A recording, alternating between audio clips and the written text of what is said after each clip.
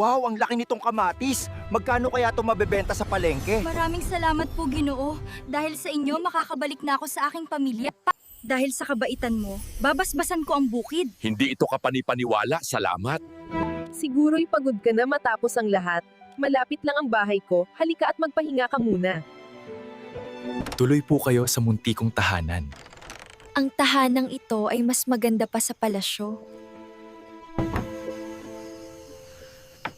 Sino kaya yun sa ganitong oras?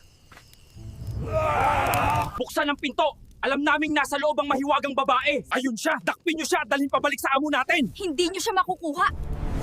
Hindi ako babalik sa nagsumpa sa akin! Ngayon, nasa ilalim siya ng aking proteksyon! Ang inyong kadiliman ay magtatapos. Hello mga katambay! Sana mag-enjoy kayo sa panonood at maraming salamat sa support. We love you guys!